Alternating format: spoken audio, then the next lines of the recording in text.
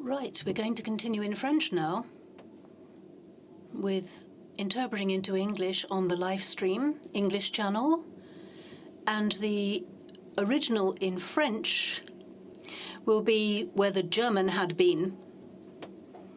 So I'd like to say Bénédicte Savoy, Hadji Malick Ndiaye, and Ibou Coulibaly Diop, who is going to present this and introduce the speakers.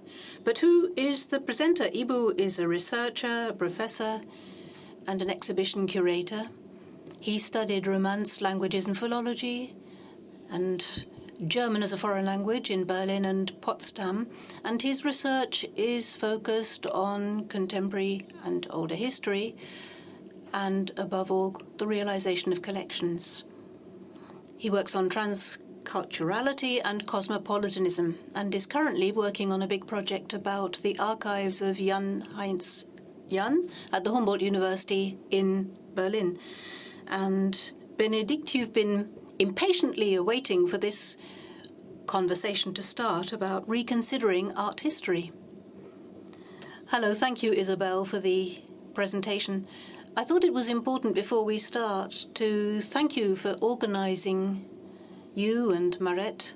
I'd like to thank Selina as well, and everyone who is behind the camera, because they've been doing extraordinary work here.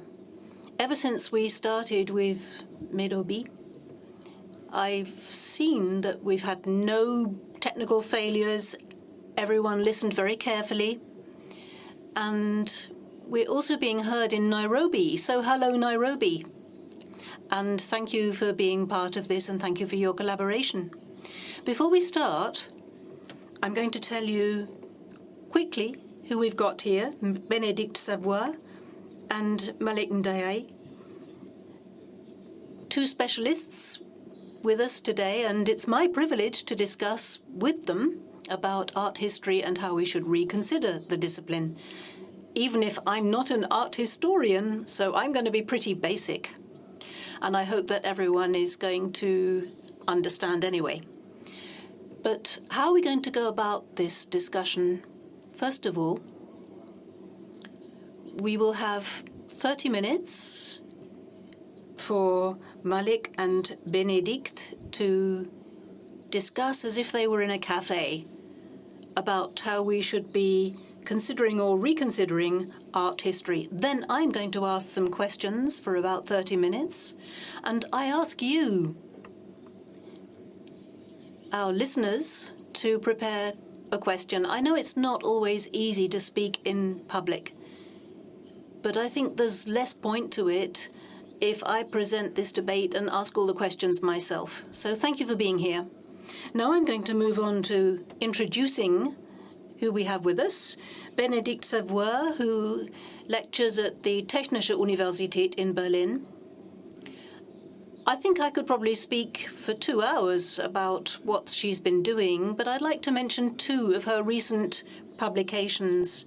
One was with Frédéric Sartre, and that was about the restitution of objects and African heritage, which was published in 2008. And the last book, which we'll be talking about, which is Africa's Struggle for its Art, a post-colonial defeat. Malick Ndiaye, our second invitee today, is a curator at the Theodore Monod Museum and the Institute of Art in Dhaka. And for Malick, too, I think it's interesting and very important to mention that he's worked a great deal on the Dhaka Biennial, and he's also the artistic director of the Biennial in 2022. And his last two exhibitions, and there's a bit of a link here with our discussion that we're going to have today, is about Marthe Armbaud and the restitution of objects and the cultural heritage of Africa. A beautiful exhibition, I've been told. I haven't had a chance to see it, but it's a very good reason for going to Dakar as soon as possible to see it. Now, Bénédicte and Malick, these 2 days, we've learned a great deal about history, healing, restitution. And Verween, in his introduction, talked to us about the importance of knowledge, and Nana also talked about the importance of knowledge and tradition, in this case Ghana. And yesterday we also talked about the death of Europe. Now, I'm not going to talk about the death of Europe, but I might talk about the fact that Europe maybe needs to learn to keep quiet sometimes. We're going to have an opportunity to come back to that subject later. But my first question would be whether today we need to reconsider the history of art. How would we go about it, and who with? And I'm going to leave it up to you to decide who starts. Okay, well, I'll get down to it. Thank you, Ibou. I'd like to join in those thanks because I'm very honored to be here and I'm very happy to be with you. I'd like to thank the organizers, Isabel and Mahret, and our colleagues in Nairobi who are following us, and all the teams that have made this possible. I'm looking forward to discussing with Bénédicte, which is a very reassuring thing to do because she's one of the people who've been thinking, I won't say on the margins, but in the gaps, because that's how you make knowledge, and it's important to mention that. We're talking about art history, and of course this is a discipline. I'll come back to this notion of discipline later. We're talking about art history, and we'd all agree that this is a form of knowledge. And let's start with knowledge before we move on to disciplines. How do we reconsider the history of art? I think we need to be aware of the fact that knowledge as such, as taught in universities, as legitimated by academies, is it's an imposture. What do I mean by that? Because if we cite people today in several disciplines, they tend to be referring to Western or European knowledge, which is dominant. Now, why am I saying that? Because we need to be aware of the fact that knowledge is methodology. It's a way of thinking. So this way of thinking is fundamentally, deeply situated in history, but also geographically situated. And if we think, we're thinking through a place, we're thinking through a culture, we're thinking through a specific environment, our environment, and all these themes, all these paradigms and data impart things to us, and we're involved in this ourselves, of course. The first epistemological break remains to take place. The fundamental means we have to find a solution in our environment in order to construct knowledge are culturally colored, tinged. If we talk about that fact, it would be very easy to see how this discipline that we call art history, and open brackets here, there's an interesting book called The Barbarian Invasions, a genealogy of art history, where the author describes how art history, at the outset, drew examples from life sciences, biologically, meaning that the object, the art object we have in front of us, we try to study it as if we were dealing with natural sciences, the evolution of the object from its beginning, how it's reproduced, how it evolves, and so forth. As if there was only this object. There's another author, Michel Perrault, who has also tried to show that this way that art historians have been studying art in itself from the outset tries to replicate the history of life. There's an infancy, you grow up, you become older. Now, if you come on to ethnography, we can see that what's happened. Imperialism and art. You exploit the earth, you colonize, you dominate. Colonialism is a branch of imperialism, the most sophisticated, if you like. What you call colored, you're talking about these realities, colonialism, imperialism, this way of appropriating people and things. Yes, but, of course, but as we're talking about art objects, I'm trying to explain the process which requires art history to be reconsidered, because if we don't understand the mechanisms of its construction, it's rather difficult to understand everything that it tells us, which is very rich. We have explorers who go around continents collecting things. There's a whole history of collection, the whole spirit, the whole idea behind collection.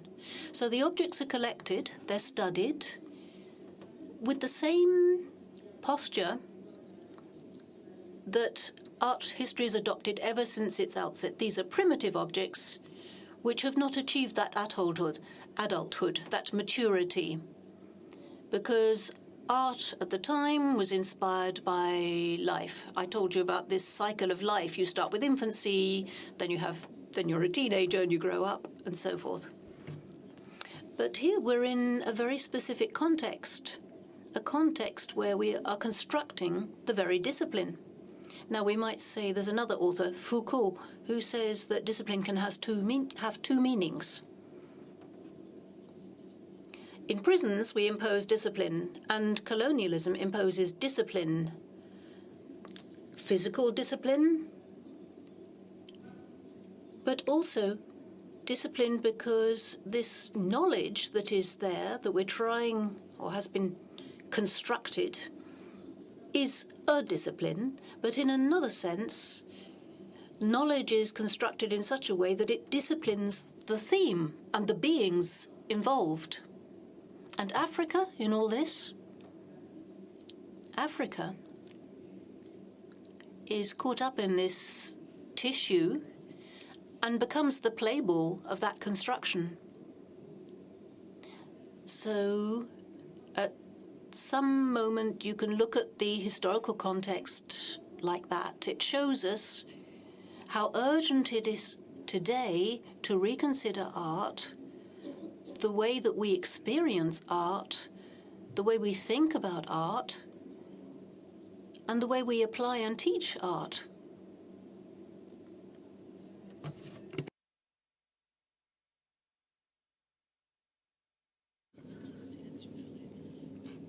Well, thank you for shedding light on this idea of disciplines. I would have addressed that too after having thanked Isabel and Mahret for giving me this wonderful opportunity to talk with a colleague from Berlin and from Dakar, right here at Pariser Platz, which is at the heart of Berlin. We're not on the periphery of something, but right in the heart of it. And that's very important for this debate.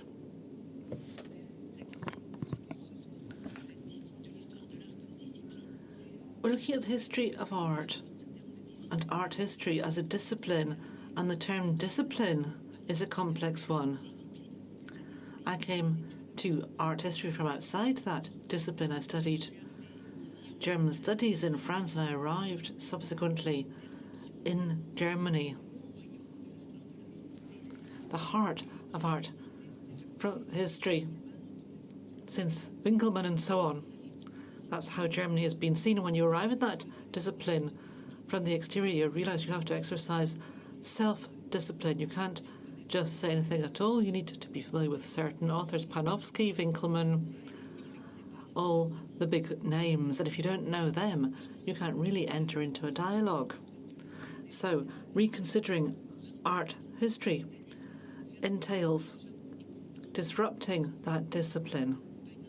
It's something that many of us already do. It's not something that I've invented, but we need to have this becoming a general practice in schools at all levels where we talk about art, recalling that an art object and art per se can be addressed from a whole host of different vantage points. From the point of view of the university with an imperial background, with the background of the empire, but also there's a whole host of other vantage points, and it will always bring you something. So you can leave those who want to read Panofsky, and the rest of them, fair enough, but one can take a great deal of pleasure as well in doing all kinds of different things, being undisciplined and trying something else, bringing together very different disciplines. One example, something I discovered, today's discovery, which I'd like to share with you. If you think about the history of the Louvre, during wartime, during the war between France and Prussia, the Louvre had to send its works of art into safekeeping. 300 paintings from Raphael, the Mona Lisa, they were put into crates. It's in the 1870s, right in the midst of the colonialist mission. France had already put its flag down in Senegal and Algeria, and in order to be very, very discreet, the director of the Louvre and his administration had a brilliant idea, an incredible idea as well. They wrote on the crates with these 300 canvases, "Send to Gabon." And you can imagine them writing this on these crates. They were enormous ones, their particular format, of course, for these paintings. Send to Gabon. If you think about writing that, you have to think about the background to this as well. So you're in the Franco-Prussian War, and when France writes "send to Gabon," it's sending out a message to those who might be excessively inquisitive that what's inside it couldn't be interesting at all, because after all it's being sent to Gabon. So very, very far away, somewhere where whatever's in this crate wouldn't be interesting. And if you think about that, it makes very clear what the discipline of art history is actually all about. So the way in which the great museums did this in the 19th century was to invent us, Europe, with its great paintings, and then, on the other hand, there is something which is far, far away. So that if you pretend to send something there, nobody will open up the crates, it will be protected. So there's a distancing mechanism at play here. I don't even know exactly what it is, because I just stumbled upon this today. But I think it's very specific and very eloquent as well that during the Franco-Prussian War, there was this idea of pretending to send objects to Gabon. Imagine what would have happened if those 300 objects, works of art, had ended up in Gabon. What kind of fertilization that would have brought with it. You could imagine that too. So you can think about the discipline. You can break out of these very strict university disciplines, but in geographic terms as well, you can also break out of this framework and look at the situation differently. Many people are already doing that, and we should really do this across the board systematically as much as possible. Yes, I'm all ears. And yes, I absolutely agree in this call for being undisciplined approach is quite striking. An epistemic disobedience is one of the key terms here. And if we start from the idea that knowledge is a great sham and it's been sold for centuries, and if we decide, well, history is that and the others are in the antechamber of history, as Rebecca said, now then in that case you can be undisciplined. You can take that liberty, but being undisciplined, that's something that didn't even start with those authors, with Senghor, César and the others. It really started, this undisciplined approach, with the fact that methodology, as developed by philosophers throughout history, actually rendered Africa invisible. And this lack of docility started at that point there. Let me explain why. It was impossible to grasp African experience with those methodologies and perceptions. There were two options available: either to forget all about Africa, as Jean Fabien says, or, on the other hand,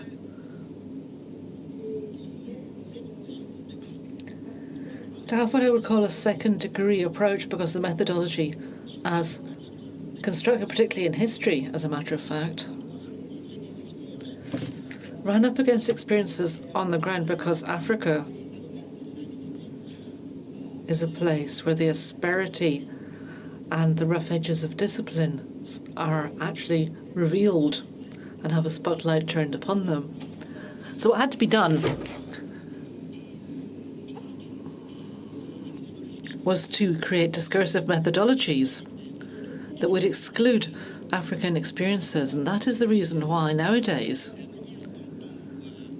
when there's talk about the way in which a new knowledge can be constructed, I think Felwyn says this somewhere as well, we need to start by raising the question of what's contained within African know-how, cultural goods, and art and artifacts in terms of African categories. We looked at some interesting categories yesterday in terms of music. We're not looking here. Or let me put this differently. The history of concepts is so embedded in a particular cultural history, and generally it's a Western category. And if you take those categories as your point of departure, I mean, post-colonial theory has tried to subvert them, but it's difficult to do so. So the African continent, its countries and societies have developed systems of knowledge, ways of knowing the world. And there's a great risk that these will be lost. But they are on the whole codified and inscribed in that sense within objects which are described as ethnographic.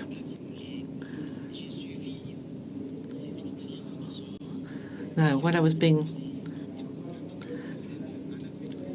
trained, I looked at what's happening in ethnographic museums. In Africa, per se, we don't have ethnographic museums as such. We have objects of art that have been ethnographized. There's a certain discourse. The ethnographic museums remain here, but they really need to be eradicated. I count the activists here to do that.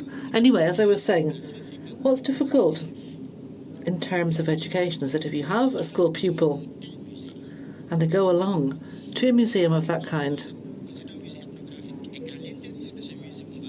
imagine it's an ethnographic museum and that you're trying to deconstruct categories within that museum. You'll actually end up reinforcing the most important thing is to look and to show, but it takes a great deal of work, and well done to those who are actually doing it. And what you have to show is the following. You have to demonstrate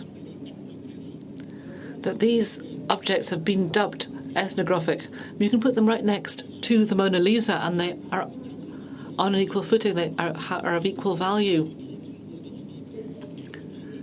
It's just human beings who decided at one point in time that certain objects would be studied by history and by art history, and others would be studied by what's called ethnography. Once you've actually made that clear, then you can get down to nitty-gritty and actually look at the substance of the topic. But ethnography per se is a problem, and that's why we need to eradicate those museums. We need to deconstruct them. We need to change the concept, because ethnography means distancing, holding at arm's length. It's a way of constructing the other, and this way of constructing the other is very problematic.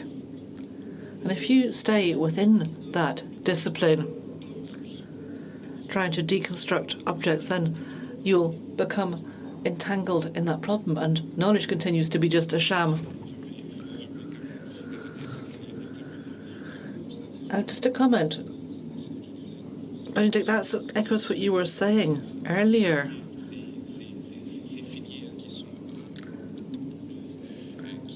You were talking about these various different branches in the Louvre, but they're so generalized that you can't really even identify what is encompassed by that. And specifically, you can't find the link to the people who made these objects. It's so generic. So we have this discourse at the British Museum, at the Quai Branly, at the Humboldt Forum, in museums. It's something that has existed and persists. Well, as to knowledge and know-how being a sham and imposture, perhaps I can add something from my perspective. I talk in that discipline and language which is not my mother tongue. And the words that are used to talk about history in German are very complex. And so perhaps it's not just an imposture or a sham, as you've said, but they're hieroglyphs for many people, those terms. We have works of art, for example, painted for a church. In the European context, they were there for everybody, for the believers in the 15th century, 16th century, who would go along to the church and have an immediate relationship and response to that. So art's not there to be packaged within a whole network of words that nobody really understands. So deconstructing, reconstructing, reconsidering the history of art and looking at knowledge as a sham is a way to put our feet back on the ground and to start talking about these things again. Normally talk about things simply as well. I think that is essential. You realise that very clearly when you're not talking in your own mother tongue. Opening up to other terminologies, other words, other emotions is very important because, of course, words encapsulate emotions. You can do this work yourself. If you're a European from Paris and you're in Berlin, you can think about the words that you use to say certain things. And these words can be simple and full of emotion to talk about a piece of art, but they can also, in a sense, create a fog, make things blurry, make it hard to think. Now, if you're a visitor to the Louvre and you go around the various different departments in the Museum of the Louvre, the collections are organised into what's called departments. You talked about prison before, but it's quite remarkable that you could have a museum divided up into these departments. It's a strange term in that context. There's 8 of them. There's the Department of European Painting, of Oriental Antiquities, Greco-Etruscan and Roman antiquities, and so on. Now, the fact that what is being seen as named with those labels means that when you go into the Department of Oriental Antiquities, you don't immediately understand, or indeed understand at all, that those artifacts come from Iran, Iraq, Syria, Lebanon. And of course, you could call this the Lebanon Room, the objects from Beirut, but no. The museum conveys the impression that you're in touch with something which no longer exists, from an antiquity that comes from a faraway time, but from a place that no longer exists. Phoenicia, for example. And if you don't, for professional reasons, have constant links to these issues, go and say, oh yes, the Phoenicians, yes, wonderful, that sounds fantastic, doesn't it? They built these amazing boats. But it takes a while to realize that you're talking about Lebanon and Beirut, and that all of those objects came to France when Napoleon III was taking possession of that region with military interventions, and it's due to those military interventions that the Phoenician civilization has ended up in Paris, or objects of it at least. So you should really call a spade a spade. Say you're going into a room which has objects from Iraq, Iran, Lebanon, Syria, and then people will say, well, hang on a minute. Why are the objects from those countries but not from other countries? And then you suddenly realize, oh, because those other countries were under British rule and they're in the British Museum. Objects from those countries. That would render things sexier and more intelligible as well. You can say, well, no, it's actually not far away at all. You can go there by plane. We're not talking about abstract civilizations, complex civilizations from far-flung times and lands.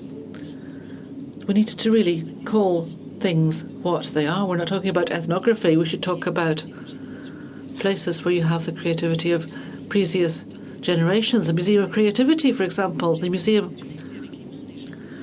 of Ethnography shows objects made manually as handicrafts by people who are creative. And if you give the standard names to these rooms, to these geographical areas, then you might be able to think in simpler terms and in more democratic terms as well.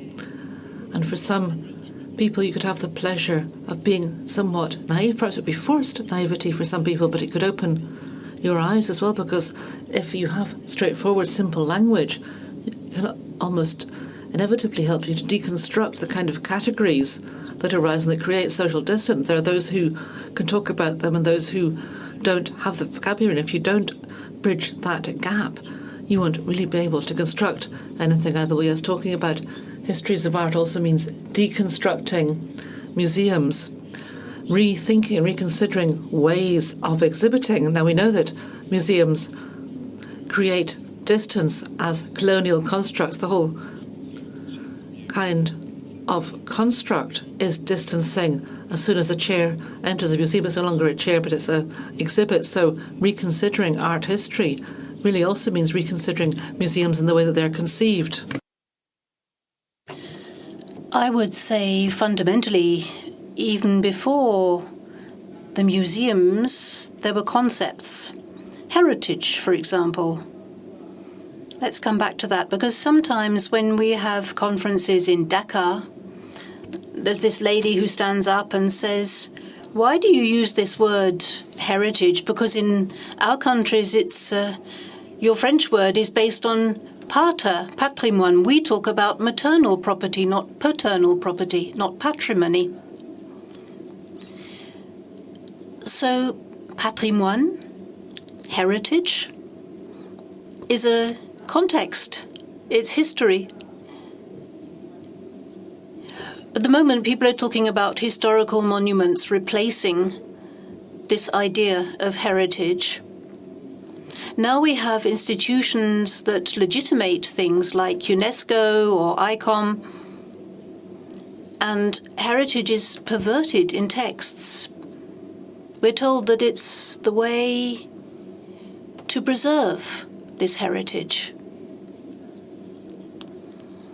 Even in restoration principles, they're still focused on the object rather than on anything else. But in a traditional society, the object as such wasn't the most important thing. A mask is carved. You breathe a spirit, a soul into it. It fulfills a function. But after that, you can burn it, you can destroy it, build another one.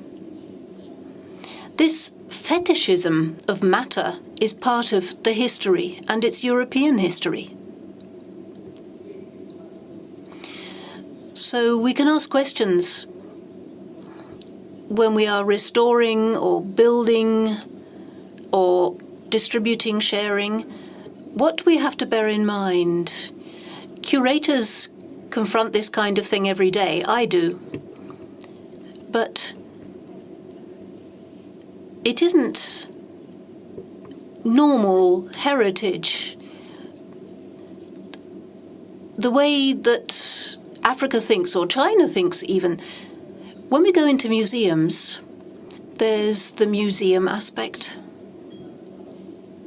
which is impacted by the history of concepts. And to come back to this question of museums, I can tell you about the museum that I run in Dhaka, Theodore Monod, when it was set up at the time, during the colonial period, or the Musée d'Éléphant, which was set up in 1936. It was still French colony. It was more a collection than a museum at the time. And it was dependent on the ethnography department, which was run there. And towards the 1950s, you could see that this policy of collection was shifting. The colonial objects were no longer ethnographical. There was more talk about use. And the objects were simply reproduced and sold for an aesthetic value that they had. There was a Dakar museum, which was an ethnographic museum. It changed its name in the late 19th century when Pompidou was visiting. And it started to be called the Museum of African Art. So it's a historical context. Negritude, the cultural value of blackness was being lauded. So blacks were contributing to universal civilization at this point. Look at Picasso. So the museum changes its name. And we have to come back to that because in 2007, it became the Theodore Monod Museum of African Art. And Theodore Monod was the first director of this IFAN, this IFAN.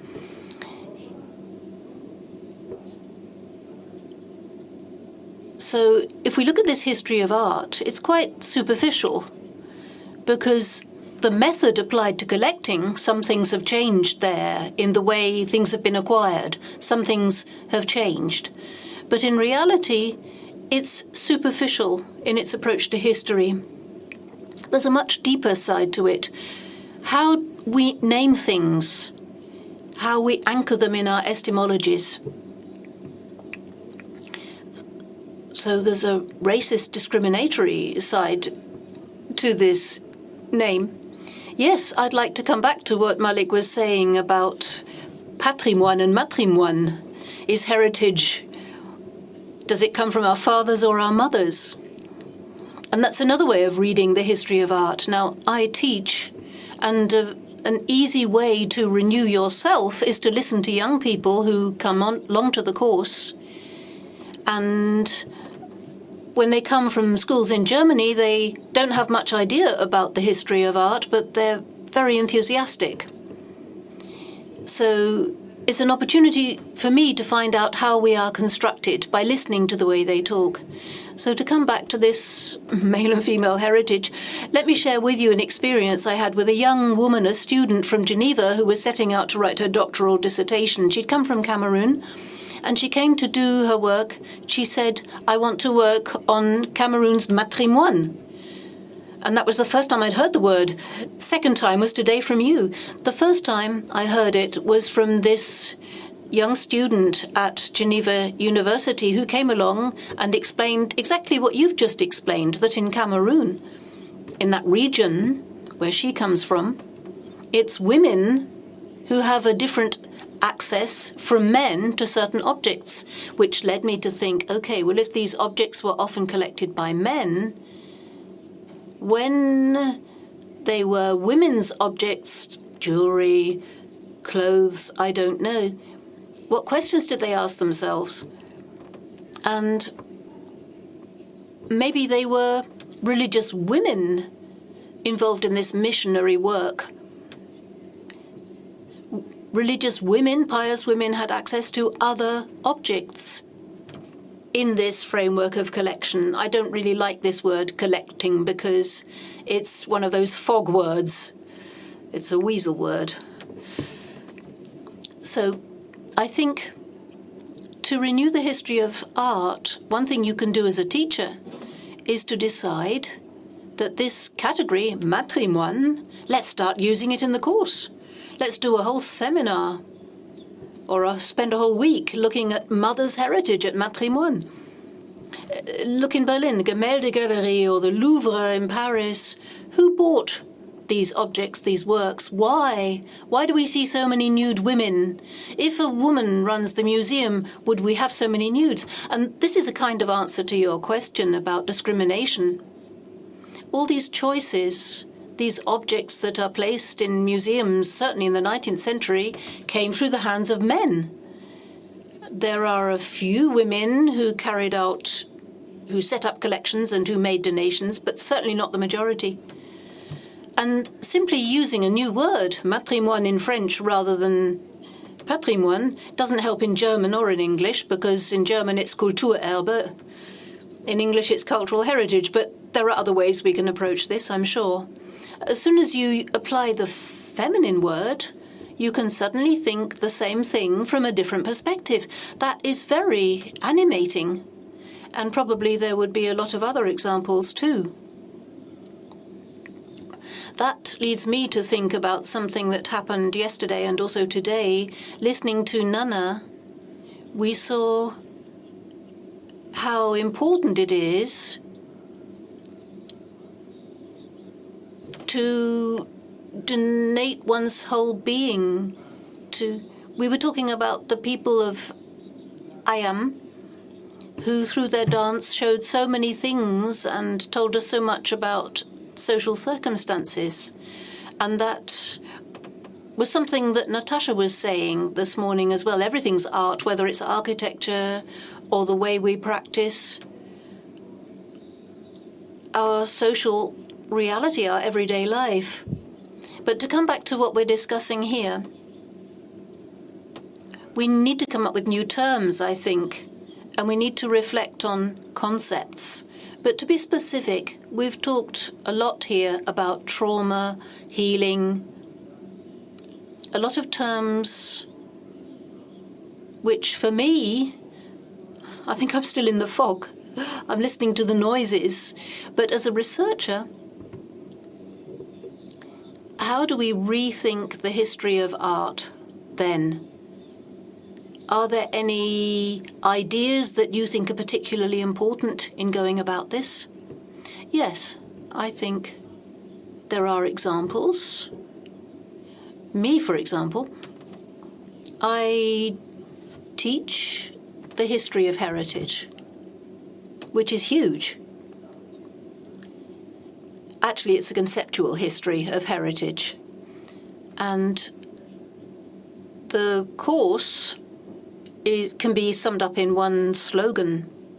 But for 24 hours, we try to take this word patrimoine or heritage and take it apart, unpick it in legal terms, religious terms, because in Europe there was a very religious connotation to heritage.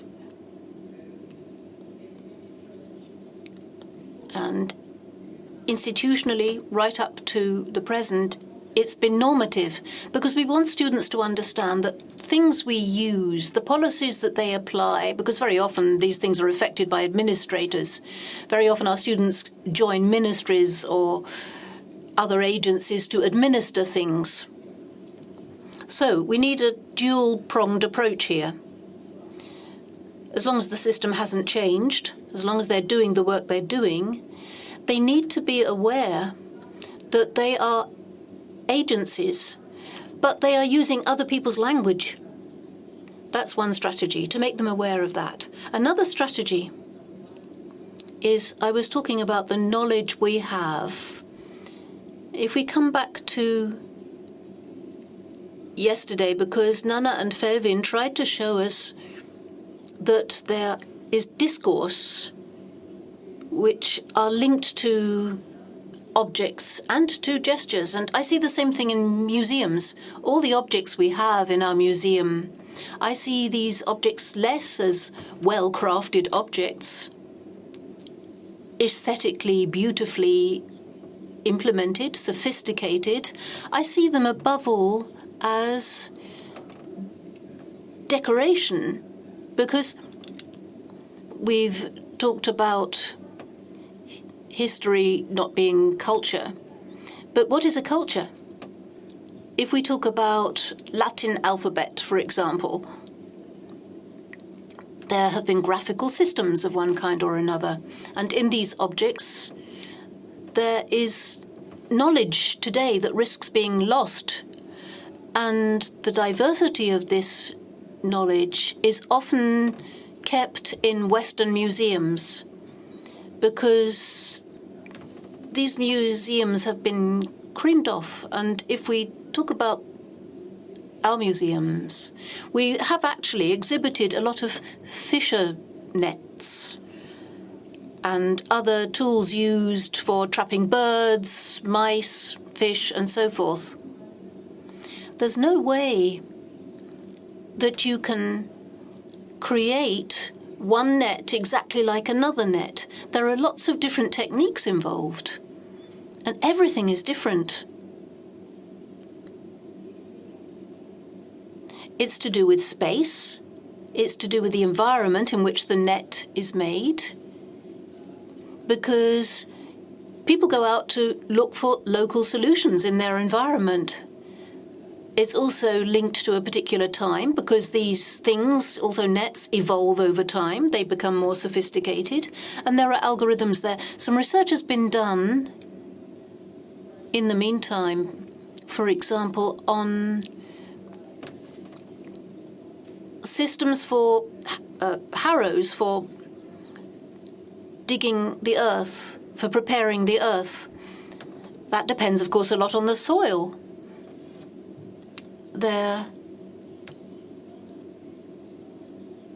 I've often had to put together notes on this, because when you collect, we know this whole idea of collection is awful. I was saying so before, but when you go around picking out objects from environments, the collectors reproduced objects. So designs were interpreted.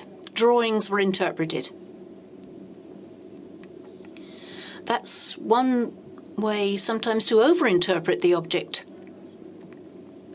And then there were exchanges, and some of them produced some very complex drawings showing how the techniques worked, with all the little details. And in collections here,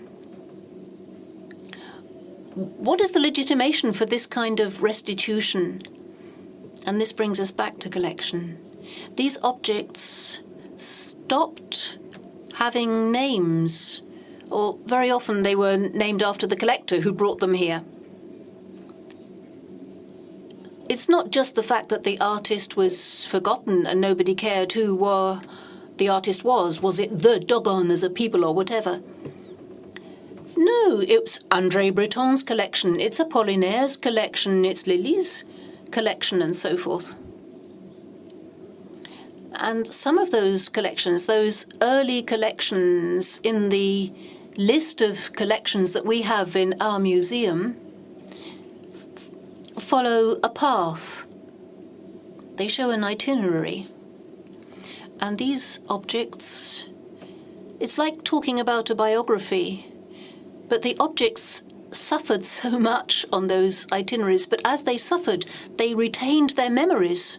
Memories of peoples, but also histories. And it's this history, to come back to your question. We have to rediscover that question if we're going to reconsider art and make a new art history. Thank you, Malick. The time is coming for people to start preparing your questions, because after we've heard from Bénédicte again, I'm going to turn to you, and you can put your question, you can put it in English or France. If you put it in German, I will translate it for you. Thank you. I'd like to respond to this idea. Malick was talking about objects above all. I'm going to talk more about tableaus, objects in museums, ancient art in the European context. I think what you describe as decoding, of learning to read these objects, these African objects you're talking about, I think this effort that we put into reading and decoding must be made here too in the European context, so that the new generations of art historians start to learn to see other things, not just the things they've been taught to see so far. And I think there's so much that they can see, so much that they can decode in paintings here in museums in Berlin, in Paris, in London, which call for a lot of effort which current art historians don't have in their toolbox, so that art historians can rethink a work, both in the place where it is now, but also in the place where it is no longer. You have to train yourself to do that. So you can go to a museum and say, this is a beautiful painting by Raphael in this Munich museum, but this painting has somehow left an absence. It applies to paintings, but it also applies to objects, whether you want to call them ethnographic or whatever. And when we start to think about that absence as well as the presence, we've already gained something new. Why is it absent? Yeah, as soon as you realize there's an absence, you start to follow it like a child. You start to follow a path. It means that it's no longer in the place it was before, whether it's a church or a village or a kingdom or a religious community in another context. Once you recognize that, you immediately think, oh, so how did it get here? When did it get here? Why did it come? Now, that's not written on the painting. It's the invisible side to the object in the museum. And training yourself to ask questions about that, I think, is very important if we're going to renew the history of art. And I'll give you a little example, a Dutch painting in the Louvre by Frans Post, which was brought from Brazil when Brazil was a Dutch colony in the 17th century. Beautiful landscapes, very melancholy, with grey sky, grey water, the occasional cactus or animal. And when it was returned to the Netherlands, the prince that sent it made a gift of it to Louis XIV. So when you go to the Louvre, you see this pretty painting with this little animal in it, but it's a royal present, a royal gift. And when they put this in Louvre, everyone forgot that it had come from Brazil, and they claimed it had come from Senegal. So you go to the Louvre to see this landscape from Senegal. There's another one called Landscape in Ghana, which also came from Brazil in the 17th century. So the people working in the Louvre went into the archives, and when they set up a colonial museum in Paris, they went into their archives and they took these paintings of Senegal and put it in the new museum. And then in 1950, someone came along from Netherlands, a Dutch expert, and said, no, actually, it's got nothing to do with Senegal. It's actually from Brazil, and we're going to put it back in the Louvre.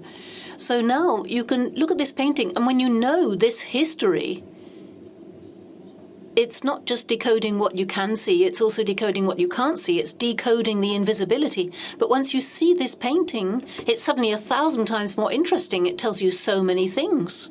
For a visitor who doesn't know the history, and most visitors are not aware of the history of the Netherlands in the 17th century or the colonial history of Brazil, and all of a sudden, you have all this relationality set up around it. And there you have to make an effort. You have to train yourself to learn the relationships around every work of art. And don't stop anywhere. Ethnography is not enough. Whether it's Christian ethnography or whatever ethnography, or questions about color or whatever. And that's why maybe it's a sham. We need to say in front of every work, try to get it to tell us, maybe not specify, it's the wrong word, but ask questions, dialogue with it, until those histories emerge. And when those histories do emerge, I think you're humbled by the history of these paintings in these museums. And this humility is a form of self-enrichment, or enrichment through simplicity, discovering simple answers to simple questions.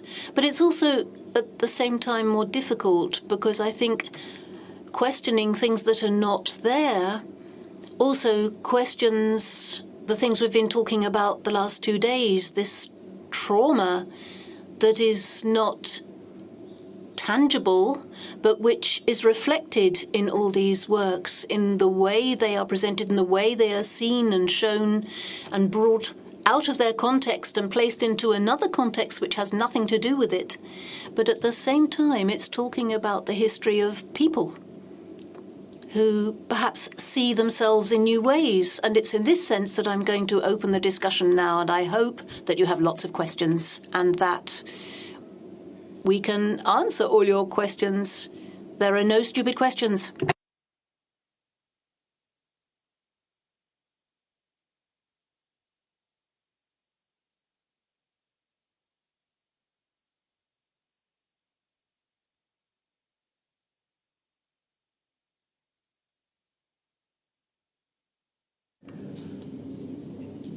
Can you hear me? Thank you for this very interesting discussion. Thank you to the three of you. I have a question.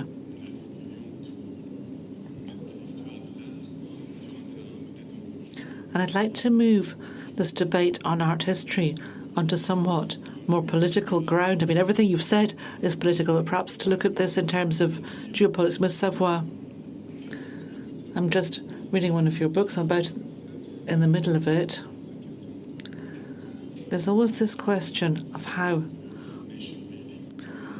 art is used in nation-building processes.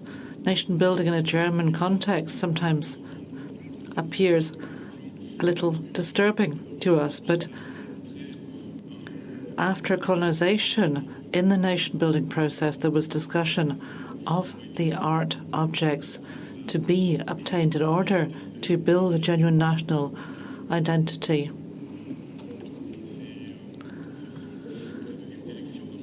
And then a second point, the question of the return or restitution of artifacts. And in the discourse you construct, we see the way in which art objects are supposed to be used for geopolitical purposes, but the museums don't wish to return them.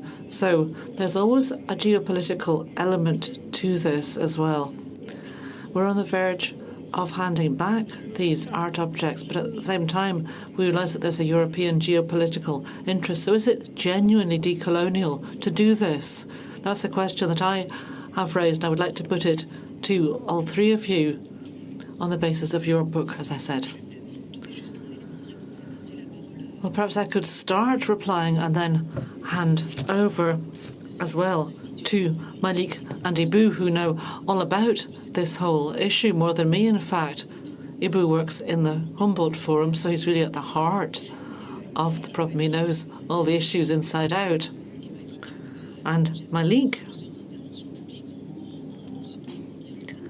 has asserted several times already in public how important these issues are for museum people on the African continent. So just briefly, I would like to thank you for having emphasised the political aspect of art history. We almost forgot to say that.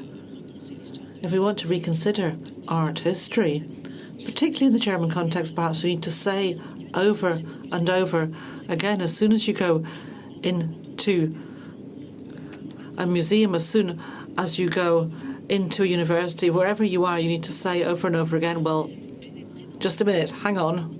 You're entering a political realm. The museum is a political place. So thank you for having reminded us of that. We didn't say this because perhaps for us it's self-evident. Sometimes visitors think they're in a neutral space. And in fact, it's quite cunning in museums. When you go into a museum, you don't know who is talking to you. Museum talks in a very loud voice, a very political, ideological voice. You can see that if you look at it historically, because these ideologies change, the names change. The Musée Napoleon, the Napoleon Museum was what the Louvre used to be called. There's sometimes Jacques Chirac has given his name to museums as well. As political power changes, often museums change their way of being politically, but they are political beings, of course, camouflage behind the beauty of art. You think that you're going into a neutral space, but on the basis of its architecture, we think about architecture which frightens normal people. They have to go up steps, for example. You have to look up, or they're very imposing. So it really is an institution which, in its very format, really makes you behave in a certain way. For example, you have to keep quiet. That's the case in Germany, or on the museum island in Berlin. If you drape your coat over your shoulders, you're told to tuck in the sleeve, so it disciplines you. So thank you for that comment. As to restitution or returns, I'm happy to hand over to my colleagues to hear what they have to say.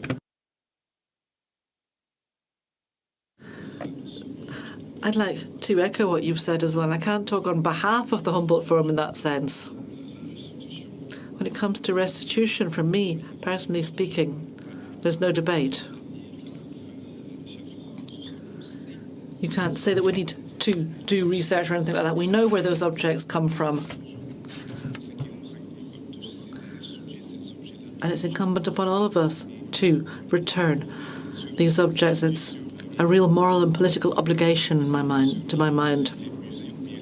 Now, what you've said about museums and institutions in general,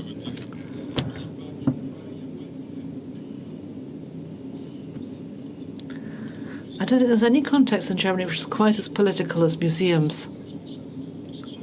And you can never find anybody who feels responsible for anything whatsoever.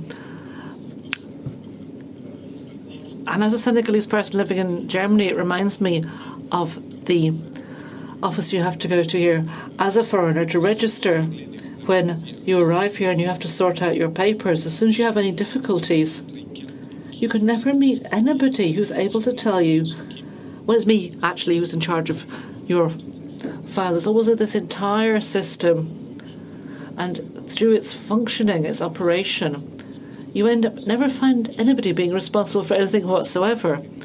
And it's exactly the same story with museums.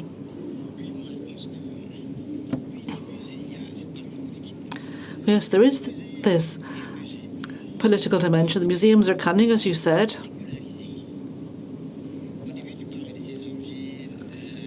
Let me explain. It's become secularized, allegedly, yet using the space and the rights of the cathedral. You're respectful, you're quiet, you walk slowly. And sometimes you see crosses as well, indeed, crucifixes, yes, indeed. So there's this whole system. But I wouldn't just say that museums are political, universities are political too. There's nothing more political nowadays than universities, if you ask me. And they're also highly business orientated. There's a fundamental need that pushes some states. I mean, think of France, for example.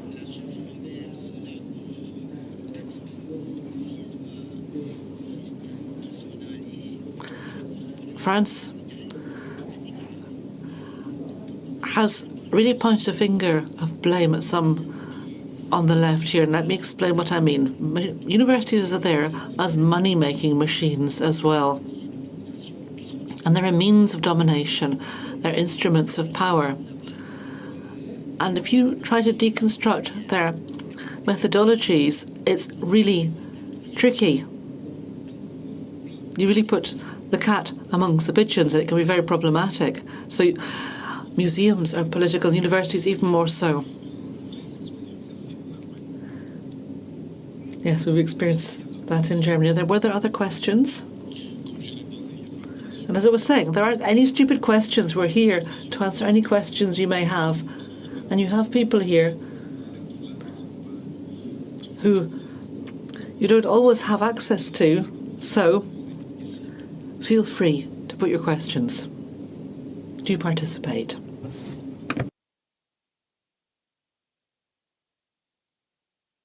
Perhaps in the meantime I could say a few words about these museums being cunning. So we're not going to talk anymore about the heritage of the father. We're talking about the heritage of the mothers now. As to these cunning museums, there's the idea of the way in which the nation is constructed. That underpins the idea of the museum, but it's concealed by the museum. Simultaneously, it constructs the nation, but at the same time, it conceals. It says, and at the same time, it does not say. Let me give you a very tangible example to show you how it could work in Paris. In the Louvre, for example, you can find thousands of examples in Berlin as well. But I'd like to talk about the Louvre. In Paris, in the Louvre, for a very long time, there weren't any paintings by Dürer. They were all in Germany. And Paris tried to buy some and didn't manage. But then came the First World War. And during the First World War, the goods of Germans living in France were seized. So there's one of the 3 Dürer self-portraits which was seized at that point in time, and it's now in the Louvre. It's a young Dürer. I'm going to talk about Europe because I've got tangible comments to make on Europe. So it ends up in the Louvre through this world war. Thousands of young men killed, and there was a seizure of goods. The goods were seized because this person was German and lived in France.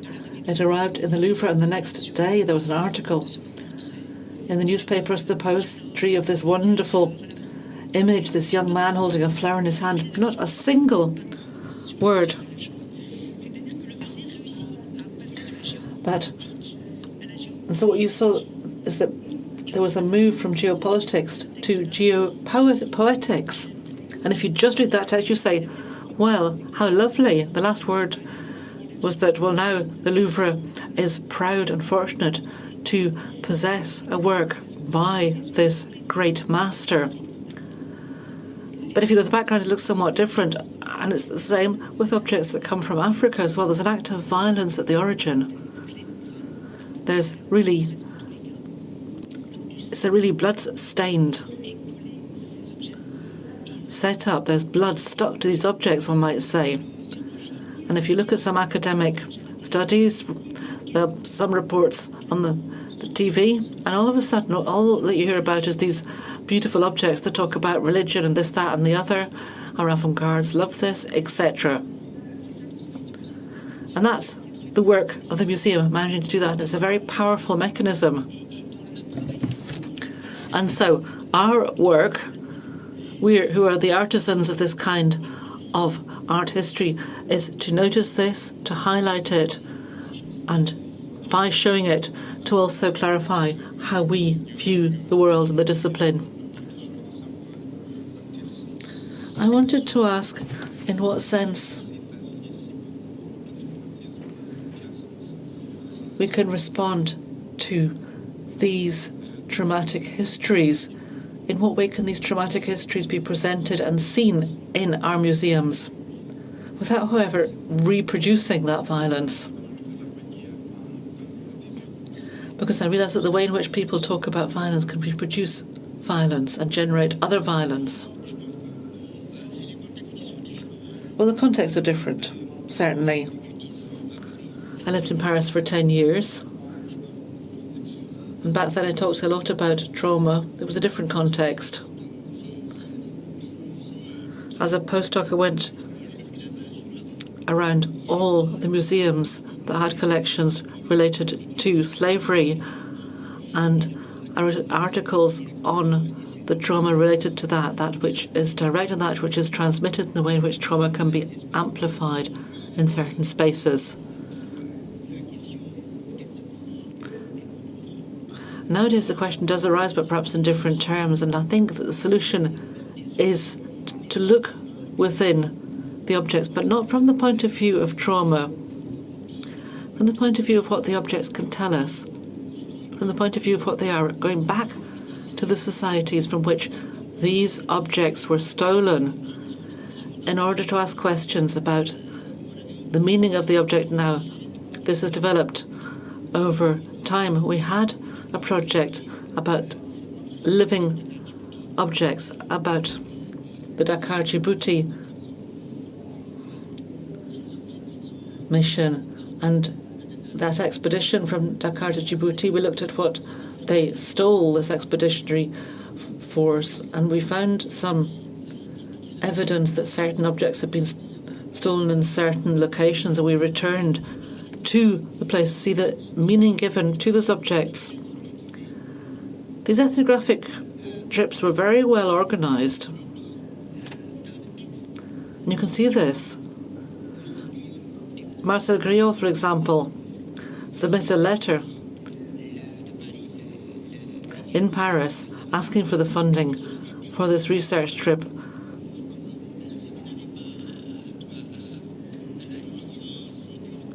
And it appeared that these societies suddenly were about on the verge of vanishing, and therefore you had to go and collect objects to go on an acquisition tour. But what happened was that on these trips you had really all and sundry, all disciplines, taxidermists and everything, and you also had those who would look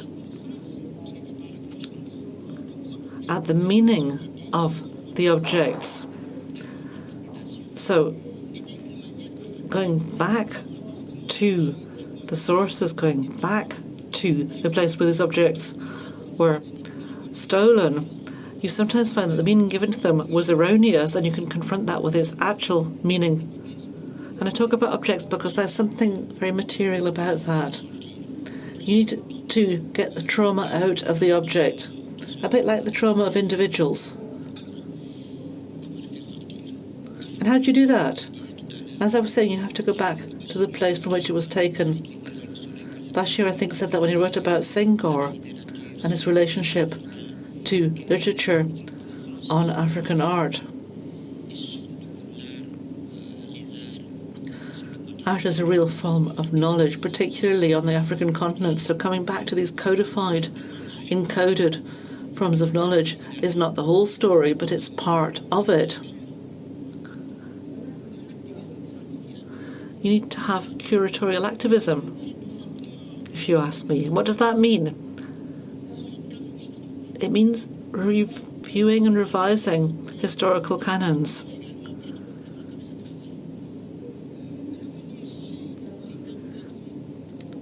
Making exhibitions is one thing, being a curator. And when you do that, you have to think about the display that you create within space. You have to rethink what's juxtaposed,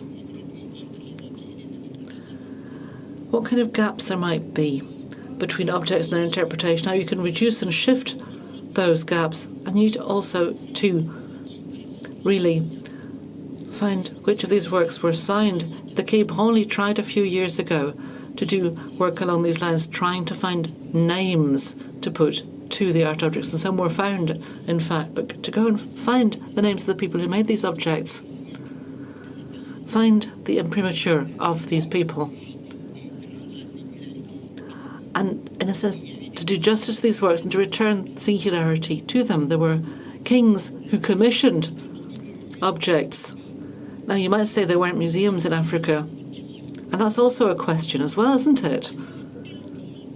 Because the museum is standardized in international texts. Perhaps it didn't exist, certainly. But what is a museum? And what wasn't called a museum back then? And the definition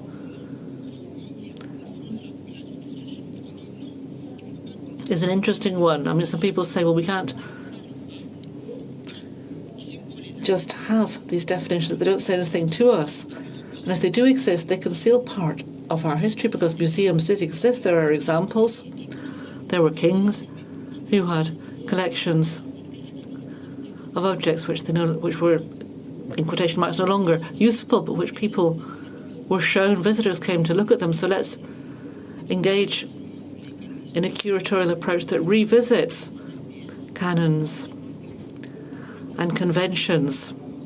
If we want to reconsider art history, we really have to start there.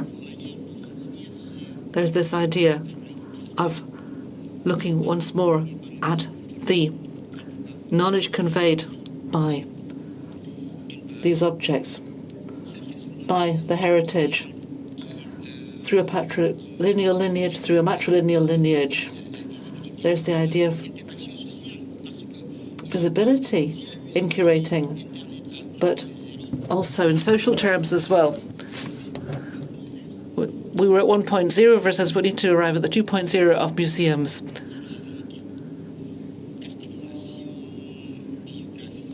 Museums suggest that they're offering truth. You have files, registers, data, but you need to offer scope for interactivity as well. What you said is so very true.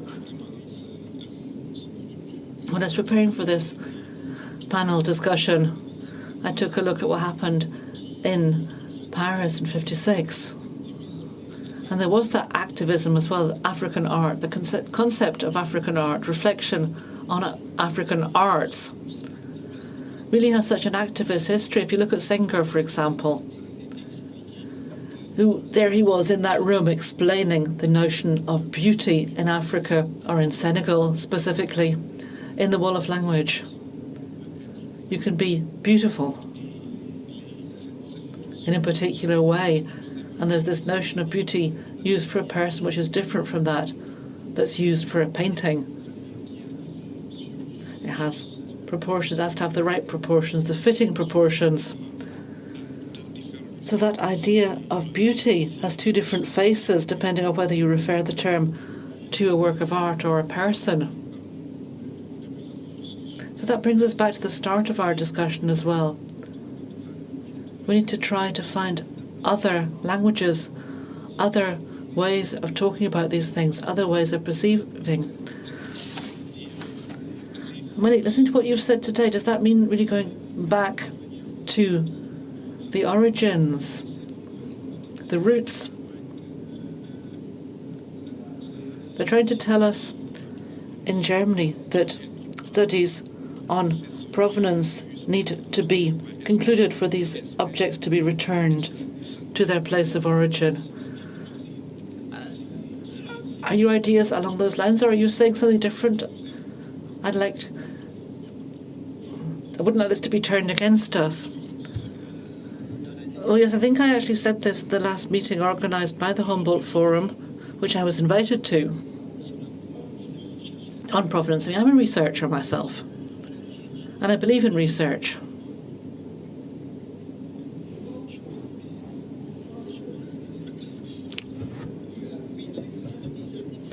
Okay, but with epistemic disobedience, don't worry.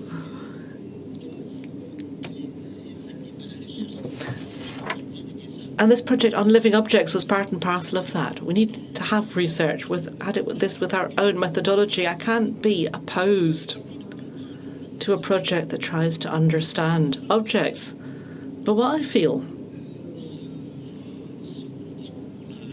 is that this grand discourse that's starting to flame up on provenance, and I've got a radical position on this as a matter of fact.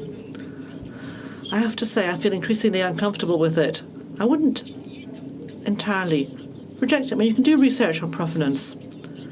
But this discourse, which is starting to be institutionalized, is problematic, said that you can't return the objects until you've completed the provenance research. If it's put that way, then research on provenance stops being research and it ends up being something political, and it becomes just an amateur way to avoid returning objects. So I'm not opposed to this kind of research, but if we have to make the return of thousands of objects dependent upon this infinite time frame of the provenance research, then it'll end up being just a pretext more than anything else. Well, thank you for clarifying. Any further questions?